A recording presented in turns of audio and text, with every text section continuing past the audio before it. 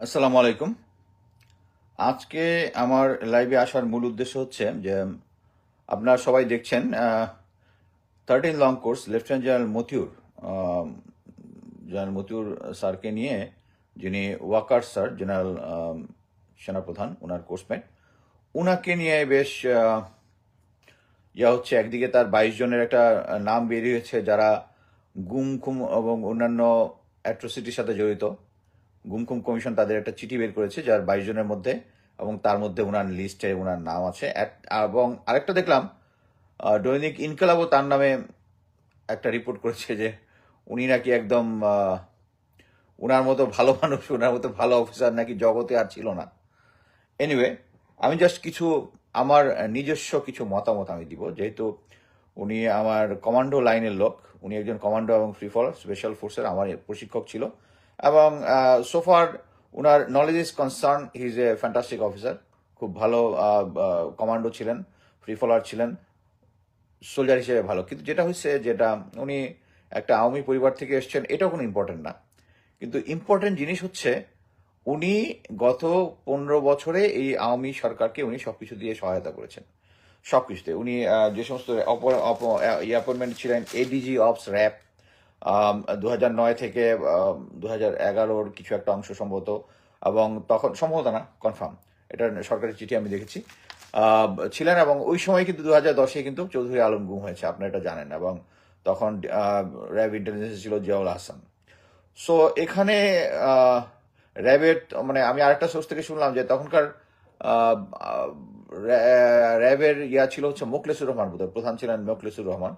এবং উনি ওনার এক ফ্রেন্ডকে, যিনি আমারও ক্লোজ ফ্রেন্ড, বলেছেন যে র্যাবের অনেক কোনো কিছু আমি টিভি বা সংবাদপত্রের মাধ্যমে জানি। মানে তখন পুরো কন্ট্রোল ছিল জেনারেল মতিউরের।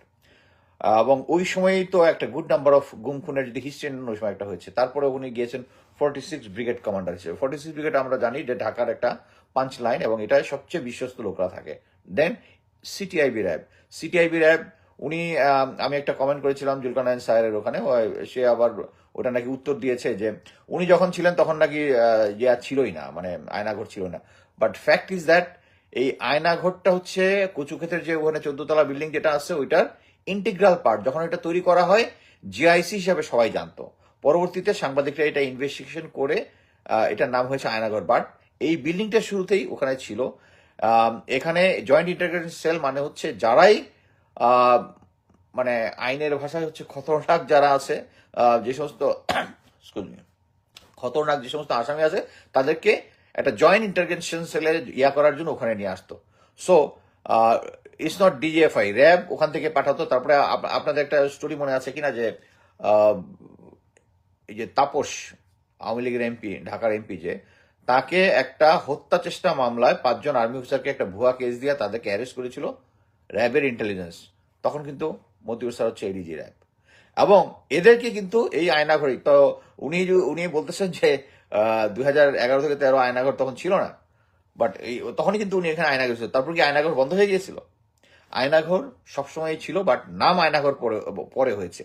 বাট এটা ওই বিল্ডিংটার ইন্টিগ্রাল পার্ট হিসেবে ওই জিনিসটা ছিল, সেটার মধ্যে কোনো গ্যাপ থাকার কথা না। আমি সেনাবাহিনীতে যতদিন আছে, আওয়ামী লীগের একটা সবসময় একটা প্ল্যান থাকে, মানে অল্টারনেটিভ প্ল্যান। আওয়ামী লীগ বলবো না, আওয়ামী লীগকে তো অ্যাডভাইস দেয় ইন্ডিয়া, আমরা সবাই জানি, ভারত।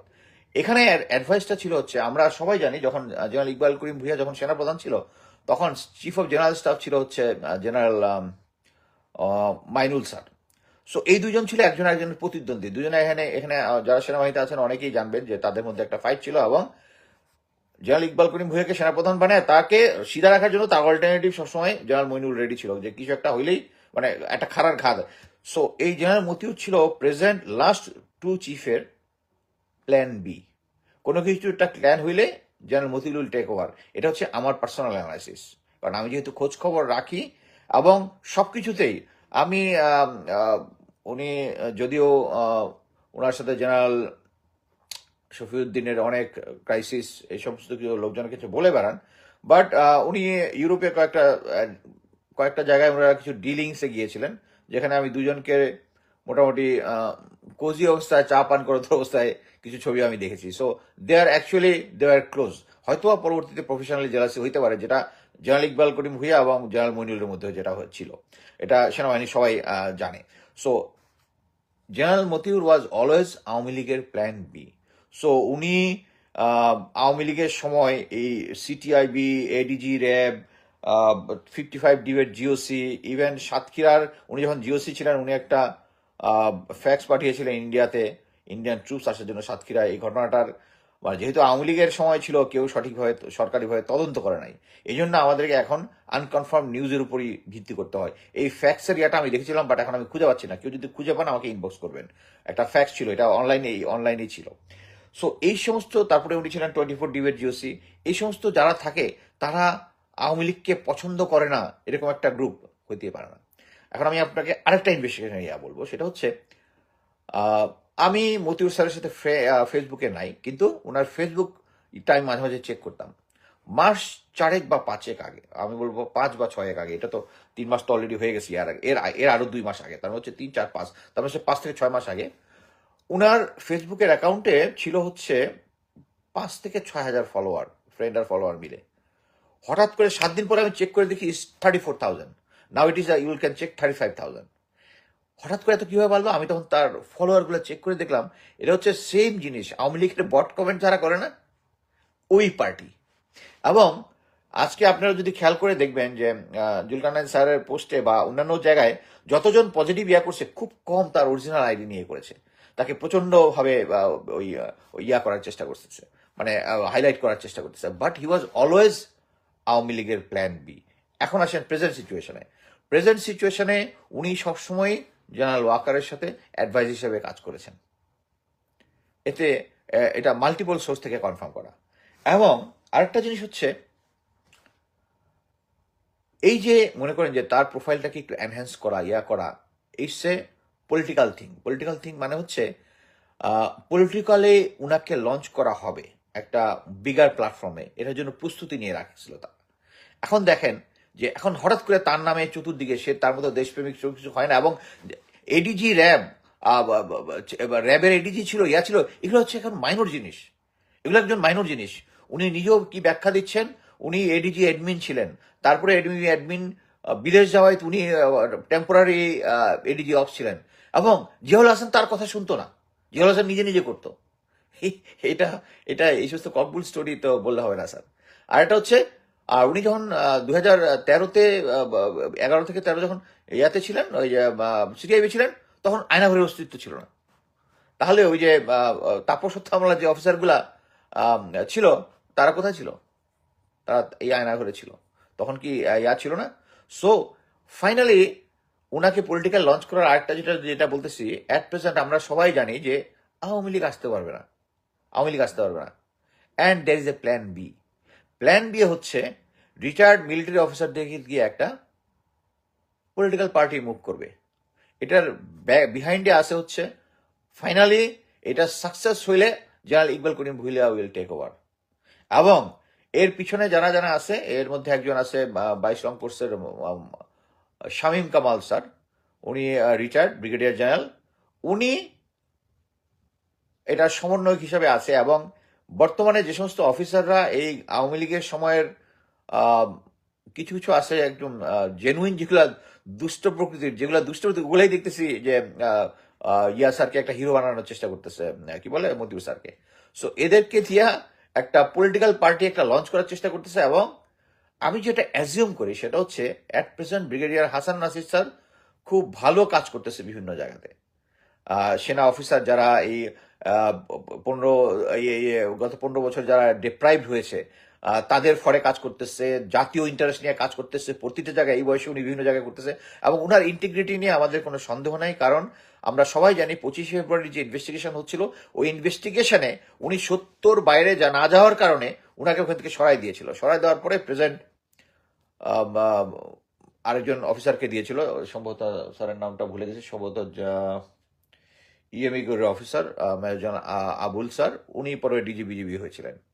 সো এই সমস্ত লোকদের, সরি, এখন যে সরি মেজর জেনারেল রফিক, যাকে দেওয়া হয়েছে, যে রেড ক্রিসেন্টের যে প্রধান করা হয়েছে, উনি হচ্ছেন পরবর্তীতে ওই হাসান নাসির স্যারের কাজটা কমপ্লিট করে সাইন করেছেন।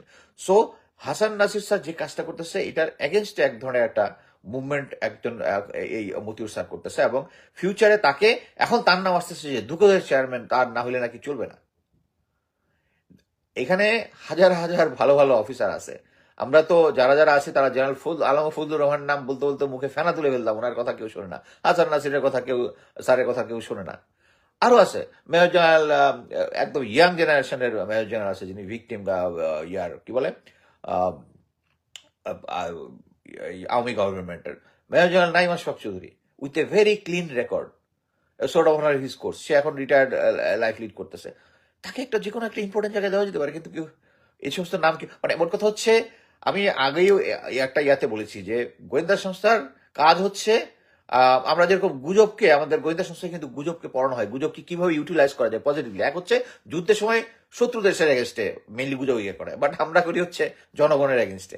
এখানে কিন্তু ইচ্ছা করলেই সরকার যে সমস্ত অফিসার, সরি, যে সমস্ত লোকজনকে উপদেষ্টা বা অন্যান্য জায়গায় নিয়োগ করা হবে তাদের লিস্ট কিন্তু পাবলিকলি বের করতে পারে, তাহলেই কিন্তু লোকজনের পালসটা বোঝা যায়। ওখান থেকে একটা সরকার একটা স্ট্রং ডিসিশন নিতে পারে, স্ট্রং ডিসিশন কিন্তু নিতে পারে। কিন্তু সরকার সবসময় জানে যে একবার তো ওই উপদেষ্টা লিস্টের মধ্যে ইকবাল করিম ভুঁইয়ার নাম ঢুকায় যে ভুলটা করছে, তখন আমরা সবাই ঝাঁপায় পড়ছি এবং পরবর্তীতে তার নামটা আসতে পারে নাই। সো এই ভুল আর তারা করতে চাচ্ছে না। আমি জানি না, মানে আমি বিভিন্ন জায়গায় চেষ্টা করছি কারা এই নাম দেয়। সেনাবাহিনীর যারা আছে এগুলোর নাম জেনারেল ওয়াকার দেয়, এটা কনফার্ম, মাল্টিপল সোর্স থেকে কনফার্ম।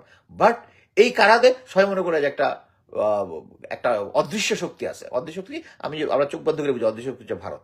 তারা হচ্ছে যারাই এন্টি ইন্ডিয়া সেন্টিমেন্ট লালন করে, লাইক জেনারেল আলম ফজলুর রহমান, হাসান নাসির, যারা আদার অফিসার্স, তাদেরকে তারা নিবে না। বাট বুঝতে হবে যে প্রেজেন্ট এই বিপ্লব এবং চেতনা, যেটা এখন জেনজির যে চেতনা প্লাস হচ্ছে বিপ্লব যেটা হয়েছে, এটা এন্টি ইন্ডিয়ান সেন্টিমেন্টে, এবং এই এন্টি ইন্ডিয়ান সেন্টিমেন্ট এখন পুরা ভারতের সমস্ত প্রতিবেশী জুড়ে। আমরা এটার বাইরে থেকে জনগণের আস্থা অর্জন করতে পারবো না, এটা কনফার্ম, এটা কনফার্ম। সো জেনারেল মতিউর, উনি জিওসি 55 থাকার সময় ভারতে কিন্তু ফ্যাক্স পাঠিয়েছিলেন ভারতীয় সেনাবাহিনী ঢোকার জন্য। সো আমরা এই জিনিসটা যেন না খাই, জনগণকে যেন বোকা না বানায়। এবং দেয়ার আর লট অফ স্টোরিজ। আমি তো আজকে হঠাৎ করে ইনকেলাব ইয়া করার পরে দেখলাম, আরে ইনকেলাবের মতো পত্রিকা এটা নিয়ে নিউজ করতেছে, there is something fishy, we must stop it. General Motiur হচ্ছে এই আওয়ামী লীগ সরকারের দোসর, তাকে কোনোভাবে, এবং তার হাতে রক্তর দাগ লেগে আছে। তিনি ছিলেন আয়নাঘরের রক্ষক, তিনি ছিলেন এডিজি র্যাব, তার আন্ডারে জিয়াউল হাসান কাজ করেছে। সো এখানে কোনো কনফিউশনের কোনো কিছু নাই, কনফিউশনের কোনো কিছু নাই। আজকের মতো এখানে শেষ করছি। ধন্যবাদ।